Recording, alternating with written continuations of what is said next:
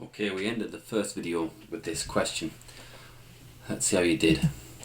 Maybe you drew something like that. Okay, think about what could have caused that shift from AD to AD1.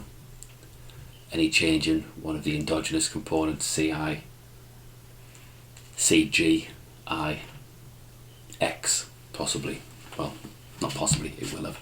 Okay, so let's say that it was caused by an increase in government spending. Why is the government spending? Well, it could be on an infrastructure project to try and achieve economic growth in the long term. But note, the economy comes up against a lack of capacity. Okay, apologies, it's actually been drawn a little bit further along. But when it's met with capacity constraints, what do we see? Well, rise in prices. Think to yourself again, why would capacity constraints result in rising prices on average? Well, if there's only a limited number of, let's say, builders, right, contractors to do whatever the work is the government's done, okay, they in order for the government to secure the work of a contract, they may have to pay a higher price if there's more competition. This is a really simplistic example, but hopefully that hits home, right? So having to pay a higher price on average, then price is going to increase because to recoup, okay, we'll then see a higher average price level, right? So the two objectives you might have trading off here against one another are inflation and growth, right? So moving on, if you remember at the start of the first video, we said we're going to look at something called the Phillips curve, right? What you need to do here is watch this video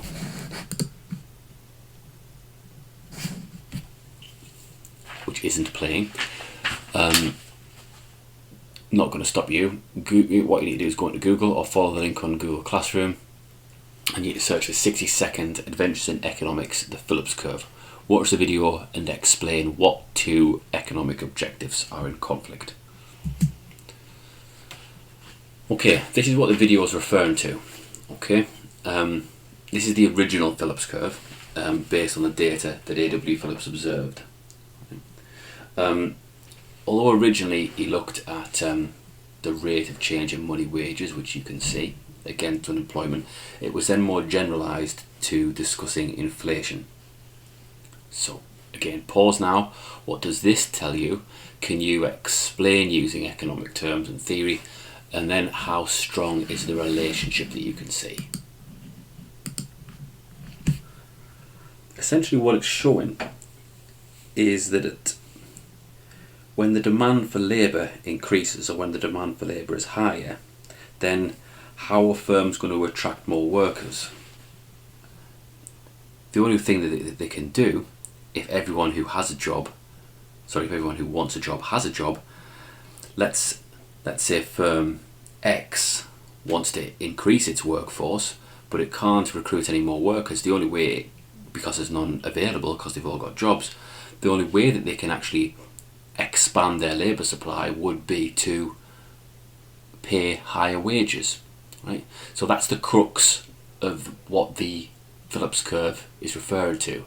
At times of high employment, i.e. low unemployment, he noticed that the rate of change of money wages in percentage terms year on year was higher. So we had that trade-off between low unemployment, higher inflation. What's the explanation? Well, when everyone who has a job wants a job, the only way for a firm to expand their workforce, to recruit more workers, would be to pay more wages. And therefore the theory was generalised because how are firms going to recoup those costs? They are going to increase the prices of the goods and services that they see. Okay, so there was a danger, as there was alluded to in the first video, that employers set policy, governments set policy by the curve. Okay, but in recent years the relationship has started to disappear. I say recent years, over the last 20-30 years. So it was really the sort of 1970s and 1980s when the theory of the Phillips curve sort of disappeared, because the UK experienced in the 70s in particular high unemployment and higher inflation, both at the same time. Something what's called stagflation. So the relationships had appeared to disappear. Okay, what you need to do at this moment in time is pause the video, locate the article on Google Classroom that refers to a disappearing Phillips curve, read it and make notes. So, you should have read that article now. Why does the Phillips curve matter? Why do you need to have an understanding of it? Well, essentially, what the crux in terms of the specification is that demand management policies that could be used to reduce unemployment, let's say, as well could have inflationary impacts. Okay, so that's something that you also need to bear in mind, that when policy is being implemented, it could have a knock-on trade-off. Okay, and hopefully you got that from reading the article too. So let's move on to getting to the end now of evaluating the Phillips curve.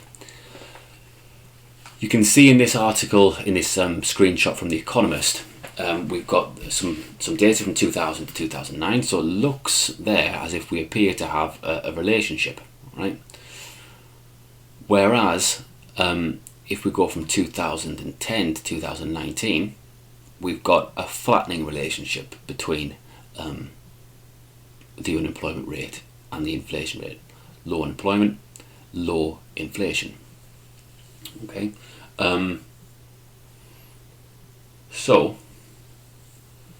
we need to critique what the model is essentially saying. Right?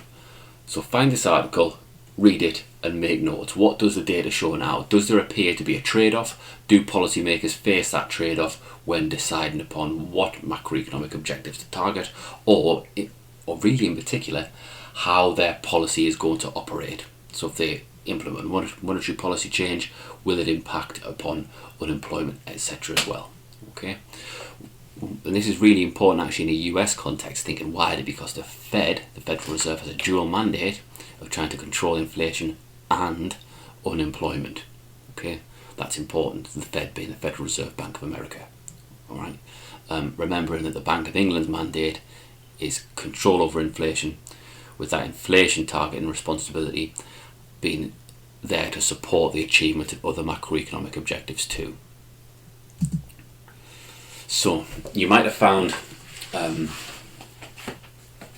being able to make some notes similar to this. Okay, so essentially the data shows a flatter Phillips curve.